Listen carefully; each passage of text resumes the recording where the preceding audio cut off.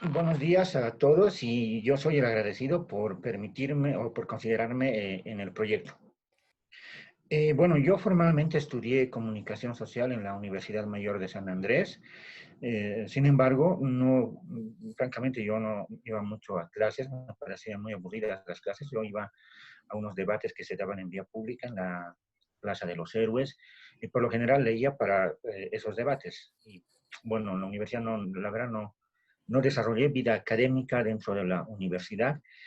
Lo que yo he ido, digamos, escribiendo, haciendo, produciendo, tiene que ver más con el activismo y centrado en cosas, digamos, que en ese tiempo se discutían mucho, movimientos indígenas, los temas identitarios, el racismo, pero en general puedo decir que mi formación, si bien, como decía, formalmente estudié comunicación social, creo que me incliné un poco de manera autodidacta por la sociología política. Mm.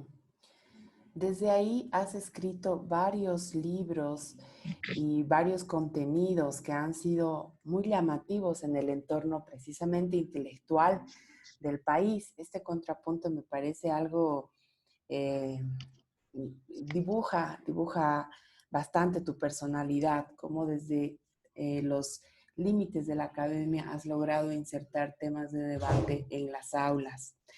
¿Nos puedes contar un poco cuáles son esos grandes temas que circunscriben tu trabajo? Fundamentalmente dos aspectos. Uno, la historia de los movimientos indianistas y cataristas en la segunda mitad del siglo XX, y el otro, los temas relacionados con la identidad, el racismo y el poder. En el primer caso, tiene que ver con una preocupación que me surge a partir de mi militancia, más o menos desde el año 2003, donde me encuentro que no había muchos materiales al respecto, donde participaba en algunos eventos, digamos, que tenían que ver con movimientos indígenas, historia en general, sean en ambientes grandes o pequeños, y lamentablemente no había referencias respecto a esos movimientos o las referencias eran muy vagas. Además, en los espacios donde yo militaba, también los propios militantes tenían muy pocas referencias del movimiento indianista. Y uno tenía la suerte en ese tiempo de conocer a algunos militantes que, sin embargo, no tenían, militantes de esos años, digo, ¿no? La segunda mitad del siglo XX, que, sin embargo, no tenían una sistematización de su propia experiencia.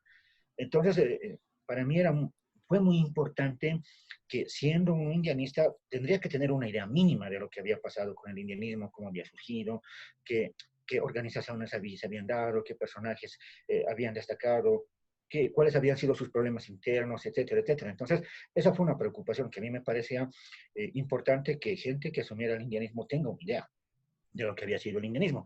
Eso además en confrontación a lo que en mi experiencia, tal vez ahora es diferente, pero en mi experiencia viví en la UNSA. No existía el indianismo y el catarismo en la academia, no sabían que existía en mi carrera el indianismo y el catarismo. O si alguien lo sabía, lo tomaba con mucho desdén. Conocía muchachos de otras carreras que, por ejemplo, yo recuerdo un amigo de ciencias políticas que me dijo una frase que para mí era muy, sintetiza mucho de cómo se entendía ese proceso en el siglo XX de la politización de la identidad india, entre comillas, ¿no? Él me decía que en su carrera le había aprendido que en 1952 habían sido incluidos los indígenas y eso se reducía la historia del movimiento indígena en la segunda mitad del siglo XX. No había esa referencia. Entonces, desde esa militancia traté de esclarecer algunos hechos históricos. De todas maneras, no, hay muchas cosas por trabajar. Eso por un lado.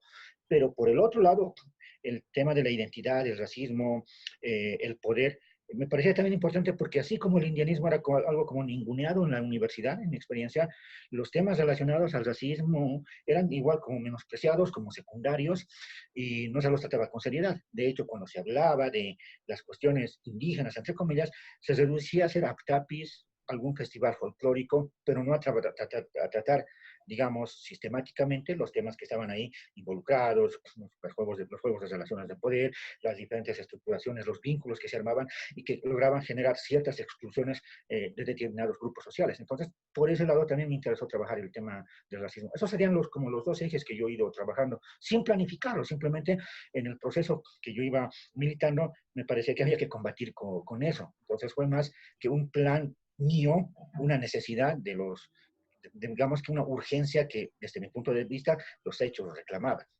Mm.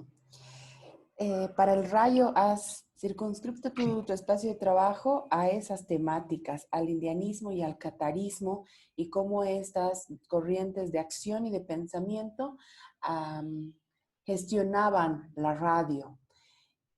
¿Cómo te está yendo con esa investigación? Bien, una de las cosas que cuando me plantean la propuesta que me vino a la cabeza es tratar de hacer como, usar eso como una oportunidad para resaltar un aspecto que, digamos, no se considera mucho en la actualidad. Cómo es que los grupos indianistas y cataristas logran influenciar con su discurso en ámbitos, digamos, en los que, por ejemplo, los académicos no llegaban.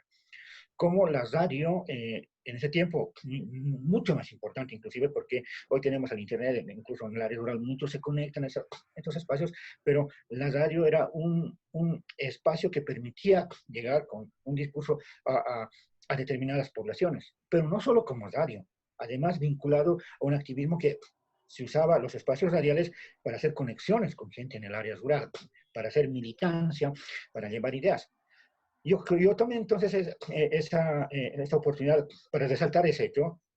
Entonces, lo que estoy tratando de hacer es buscar algunas referencias, no hay muchas lamentablemente en bibliografía, sobre un caso muy específico. El programa sobre Tupac Katari, que se emitió en los años 70, en el que participaron algunos militantes indianistas y cataristas. Como adelanto, estuvo, por ejemplo, Víctor Hugo Cárdenas, Juan del Granado, creo que interpretó un personaje en las novelas, porque fue una novela, pero me interesa no tanto adentrarme plenamente en lo que fue el programa, sino tratar de caracterizarlo y ver qué vínculos habían y que además de hacer el programa, qué más se hacía. O sea, el programa de radio, promover una especie de discurso identitario, pero articulado a otro tipo de actividades al mismo tiempo, en el que se apoyaba en la radio. Por ejemplo, como adelanto puedo dar, es que uno de ese programa radial sirvió como una especie de espacio para ir aglutinando militantes para la formación del movimiento indio Tupac Katari Mitka en 1978. Entonces quiero tratar de mostrar eso, que lo radial no se redujo a ser simplemente un programa de radio, estaba vinculado a ciertas iniciativas, con ciertos proyectos, con cierto horizonte, pero además con vinculaciones, con espacios en el área rural. En esto quiero insistir. Eh, los espacios formales, digamos como la academia, tenían ciertos vínculos, la gente que trabajaba y tiene ciertos vínculos. Y ahí cabe preguntarse, ¿cómo es que los indianistas y cataristas logran ir difuminando su discurso si eran grupos marginales en la academia? Precisamente con espacios como la radio, pero vinculados al área rural, por ejemplo, a las ferias, a las reuniones comunales que se hacían, donde podían llevar su discurso, pero que ya estaba siendo sembrado, por ejemplo, con programas como el de Tupac Katari. Carlos Macusaya, además de escribir, tiene una actividad que se ha ido vinculando con la música y con reversiones y con trabajo de la música, desde el sonido. ¿Hace cuánto has empezado con ello, Carlos? Y este ha sido uno de los motivos por los cuales el Rayo también te ha convocado, porque tejes un puente entre la palabra escrita y la palabra hablada. Yo soy de las personas que participó en el concurso de raros populares. Entonces, en ese tiempo, por ejemplo, a mí estoy hablando, por ejemplo, antes del 2000 y después del 2000, se dio los bloqueos, donde Felipe Quispe tuvo un papel muy importante, el identitario empezó a emerger con fuerza, y ahí nos nace como un interés por fusionar la música que bailábamos en nuestros espacios, que nosotros le llamábamos así, muy genérico, sin tener mucho conocimiento tecno-industrial. Pero bueno, ahora sabemos que no es solo eso, ¿no? Pero luego, cuando se da esos movimientos políticos, había una inquietud por fusionar lo que se hacía aquí en Sonidos Andinos con esa música. Para en ese tiempo tener una computadora era ya impensable, más aún que tenga la capacidad de soportar un programa de música y cosas por el estilo. Pero yo quedé con esa inquietud. Yo quería hacer en ese tiempo ese tipo de música, mezclarla. Con el tiempo me dediqué al activismo. Llegó el 2003, me olvidé de mi sueño de hacer música.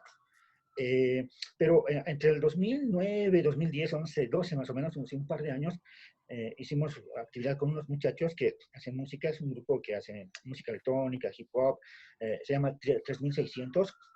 Y bueno, yo con ellos, por ejemplo, tocaba los instrumentos de viento. Un amigo hacía la pista o mandaba la pista, hacía scratch y demás, y otro amigo rapeaba. Entonces así hacíamos música, ¿no?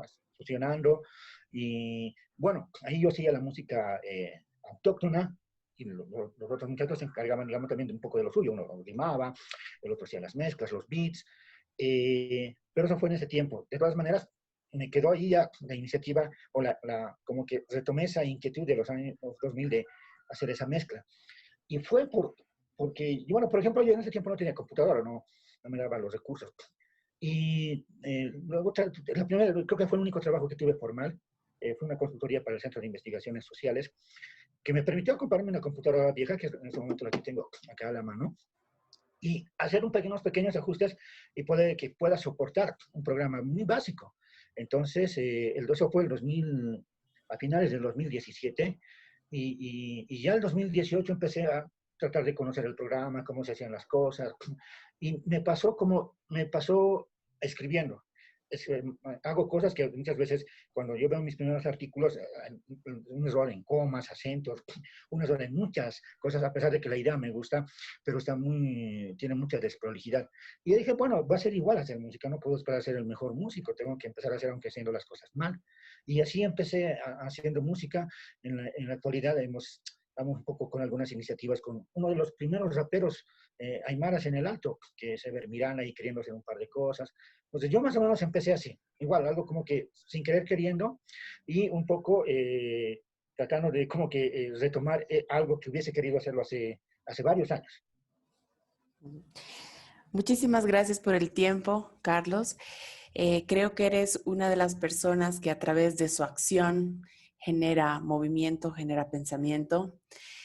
Estamos deseosos de escuchar la pieza que estás trabajando para el Rayo. Muchísimas gracias y un abrazo. Gracias a ustedes.